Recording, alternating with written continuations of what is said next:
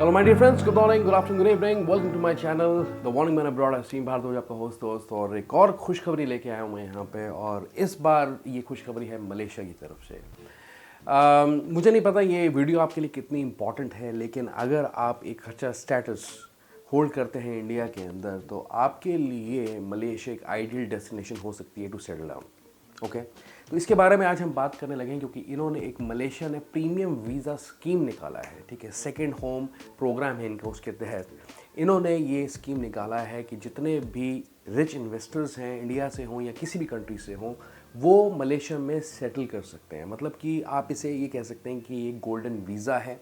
और golden visa अगर आप देखें सिंगापुर के केस में भी है, थाईलैंड के केस में भी, अभी रिसेंटली उन्होंने 10 साल का LTR जो होता है लॉन्ग टर्म वीज़ा वो भी लॉन्च किया है, पोर्चुगल के केस में भी है और दुबई के केस के अंदर भी है। तो हम आज इस वीडियो में बात करने लगे हैं मलेशिया प्रीमियम वीज़ा के बारे में। तो बने रहें, watch this video till the end, informative रखूँगा। और इस चैनल को ज़रूर सपोर्ट करें, तो like this video and do not forget to subscribe to this YouTube channel the Morning Man abroad.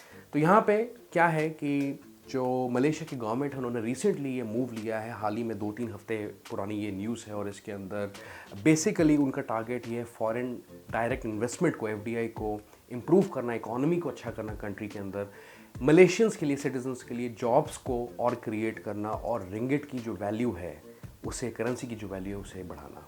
ठीक है, अब यहाँ पे जो कैपिंग है, जो एप्लीकेशंस हैं वो मैक्सिमम 25,000 एप्लीकेशंस लेंगे। डिपेंड करता है वो चाहे एक क्वार्टर के अंदर है या एक महीने के अंदर वो एप्लीकेशंस लेंगे। लेकिन जो 1% of the total Malaysian population के हिसाब से वो जो है एप्लीकेशंस को एंटरटेन करेंगे। मतलब कैपिंग उन्होंने 1% की रखी है, 1% से ऊपर एप्लीकेशंस नहीं ली जाएंगी। माई सेकेंड होम प्रोग्राम है इनका, जो कि बेसिकली टारगेट कर रहा है जितने भी रिटायर्ड फॉरेनर्स हैं, ठीक है, जो सेटल होना चाहते हैं मलेशिया में। लेकिन इस केस के अंदर क्या है ड्रॉबैक, कि आप सिटीजनशिप के लिए एलिजिबल नहीं हैं, लेकिन आप रह सकते हैं वहाँ, इन्वेस्ट कर सकते हैं वहाँ, काम कर सकते हैं वहाँ, प्रॉपर्टी खरीद सकते हैं, अपने डिपेंडेंट्स को साथ में लेके जा सकते हैं। ओके, यहाँ पे आपके पास आपकी जो इनकम है, at least minimum income per month वो मलेशियन रिंगिट्स के हिसाब से 40,000 रिंगिट्स होनी चाहिए। ठीक है, तो आप अगर इंडिया में काम करते हैं, रिटायर्ड हैं और आपकी जो मंथली इनकम है वो 40,000 रिंगिट के आसपास बनती है, देन यू आर एलिजिबल। और अगर मैं ईयरली एनुअली बात करूं, आपकी इनकम होनी चाहिए कुछ 4,80,000 रिंगिट्स के अंदर, तो आप एलिजिबल हैं इस प्रोग्राम के लिए। दोनों केसेस आपके ऊपर एप्लीकेबल हैं, आप देख लें। अब यहाँ पे आपके बैंक अकाउंट के अंदर 1 मिलियन रिंगिट्स होने ज़रूरी हैं और 50% आप उसे विड्रॉ कर सकते हैं, लेकिन उसके ऊपर एक कंडीशन है, वो आप कर सकते हैं 1 साल के बाद विड्रॉ। मतलब 50%, 1 मिलियन रिंगिट में से 50% जो है आप विड्रॉ कर सकते हैं 1 साल के बाद। ठीक है, लेकिन उससे पहले आपको यहाँ तो प्रॉपर्टी में इन्वेस्ट करना है, प्रॉपर्टी खरीदनी है वहाँ पे, क्योंकि आपने रहना है। मेडिकल के एक्सपेंसेस और एजुकेशन के एक्सपेंसेस भी आपको, उस पर भी एक्सपेंडिचर दिखाना पड़ेगा, शो करना पड़ेगा। तो इंश्योरेंस भी आपको चाहिए होगी, एक एजुकेशन अगर कोई पॉलिसी प्रोग्राम्स है उसके अंदर भी आपको इन्वेस्ट करना पड़ेगा, खासकर अगर आपके सब बच्चे जा रहे हैं, डिपेंडेंट्स हैं। अब यहाँ पे कौन कौन लोग हैं जिन्हें अलाउ किया जा सकता है अपार्ट फ्रॉम पार्टिसिपेंट इटसेल्फ। ठीक है, तो इसके अंदर आपके स्पाउसेस हो गए आपके, ठीक है, आपके बेटर हाफ, बच्चे आपके, parents, in laws, domestic workers, खासकर अगर आप कोई लेके जाना चाहते हैं साथ में, डिपेंडेंट्स जितने भी हैं आपके, वो इस प्रोग्राम के तहत आपके साथ ट्रैवल कर सकते हैं, एलिजिबल है अप्लाई करने के लिए। अब यहाँ पे एप्लीकेशन के लिए आप पे करते हैं, एक वन टाइम फ़ी पे करनी पड़ती है। तो जब आप अप्लाई करेंगे तो आपसे एक वन टाइम फ़ी मांगी जाएगी, उसकी कॉस्ट है 2 लाख रिंगिट्स। ठीक है, पार्टिसिपेशन फीस इसे कहा जाता है, ये वन टाइम फ़ी कहना चाहते हैं, जो भी कहना चाहते हैं।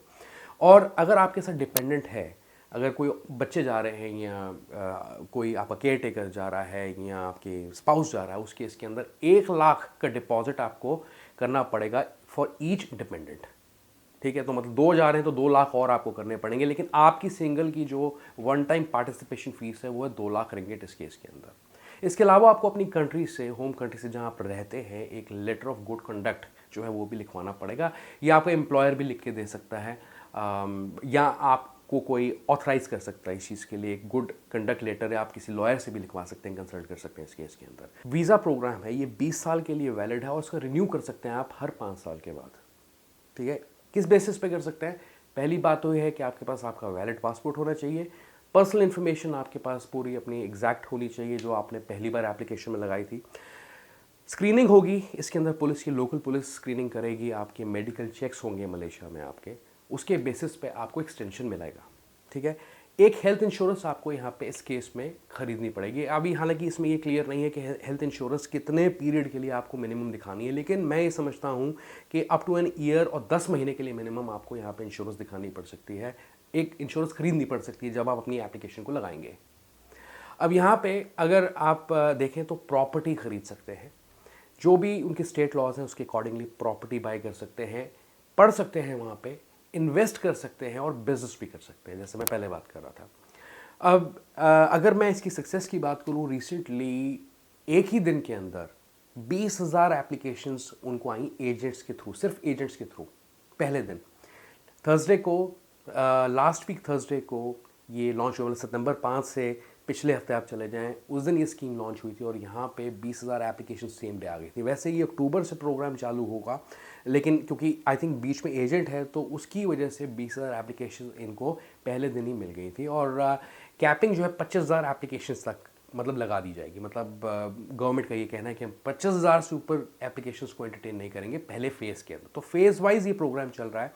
और जो वन टाइम फ़ी की मैंने बात की थी आपके साथ, पार्टिसिपेंट फ़ी की जो बात की थी, उसको बढ़ाने के चांसेस भी यहाँ बनते हैं। मतलब गवर्नमेंट कंसिडर कर रही है, क्योंकि जो एक अगर मैं एज एन इंडिविजुअल अप्लाई करता हूँ तो 2 लाख रिंगिट्स तो मुझे वन टाइम फ़ी देनी है, और प्लस डिपेंडेंट्स के लिए 1 लाख आपको जो है यहाँ पे फीस देनी पड़ेगी, वन टाइम फ़ी डिपेंडेंट के केस में। तो ये जो फीस है ये भी रिवाइज हो सकती हैं। अब ये नेक्स्ट फेज़ के अंदर होंगी या नहीं होंगी, डिपेंड करता है इसकी सक्सेस पे। तो ये छोटी सी वीडियो थी। ये वीडियो आपको कैसी लगी, इसके बारे में कोई जानकारी आपको चाहिए, कोई डिटेल्स चाहिए, तो definitely we will work on it and we will get you there. तो गाइस, ये वीडियो कैसी लगी जरूर बताएं। Give this video like, thumbs up and do not forget to subscribe to this YouTube channel the Warning Man Abroad. मिलता हूँ अगली Malaysia video में। अपना बहुत बहुत अच्छे से ख्याल रखें। Good bye.